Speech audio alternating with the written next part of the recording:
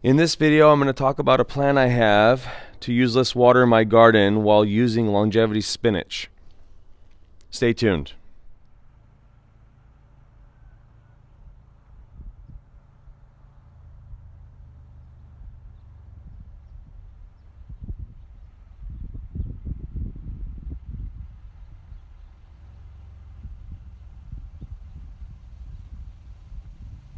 Hello everyone, this is Moses from Zaatar Gardens, a channel where I help you create a successful urban garden to help you feed your family, your friends, and yourself. And today I'm going to talk about a plan I have to save water in my garden using an edible ground cover called longevity spinach. So the reason for this plan is because last year here in California we had record heat again and low water. Now we have a great amount of water, but besides that it might be an anomaly, so I'm going to keep on going with my plan. I like to mimic the forest floor, and one thing I know about the forest floor that I visit here locally is Yosemite National Park is a thick layer of wood chips, degraded bark, leaves, twigs, trees that have decomposed and created a really nutritious and moisture water holding material. But there's also a lot of ground cover. Now I have put a lot of ground cover in, like you see my Zaatar herbs, parsley, blueberries, types of shrubs like that. And I noticed that these past years those are also struggling when the heat wave comes around because there's not enough shade on the soil.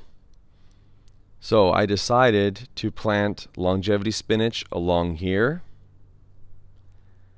and here to help with providing shade and chopping and dropping longevity spinach onto the ground. So we're going to see how it works out. And there's many reasons why I chose longevity spinach. One, I already own the plant, so I don't have to pay for anything. Two, it is, after the willow tree, the easiest thing to propagate, and you could just propagate it in water. Three, it's highly nutritious. Four, it is known as being medicinal. Five, it's a low ground cover that won't grow into a bush.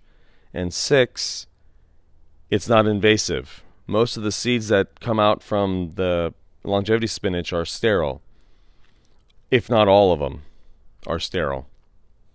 So because of those reasons and much more, I've decided longevity spinach will be the plant that is going to cover this garden. So it's not going to look so open come fall this year. And here's the longevity spinach right here.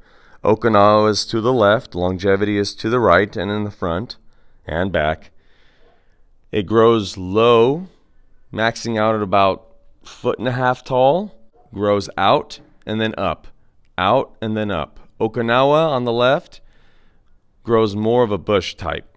Cut a whole bunch of this longevity spinach back to the pavers I placed in my soil, putting them into the bucket right here with tap water that I let sit for about 24 hours to hopefully evaporate all the chlorine out of it. And I'm hoping within 30 days or less it'll be ready to transplant. And if a lot of you don't know what the flowers look like, they're right here. Trying to catch them before they open up and waste energy into producing seeds that are sterile. I'll put a card up on the screen right now showing you a video in the past that I did of growing longevity spinach in a jar of water for over a month. And now for the comment of the day. From Polly Walnuts 2007, listing uncommon fruit trees that they grow. And one of them is medlar. And if a lot of you don't know what medlar is, I've eaten it in Europe, not in America, and I didn't know anybody really grew it here in America. That's really interesting. It's known as, there's a nickname for it, but I don't want to say it on YouTube, but it's known as I guess you could say the derriere of I think it's dog, the derriere of a dog. You have to let the fruit ripen off the tree for a very long time, and then you squeeze the puree out of it. I've tasted it before. It's quite sweet, little starchy, but in my experience, very delicious as a jam. Thank you for your comment.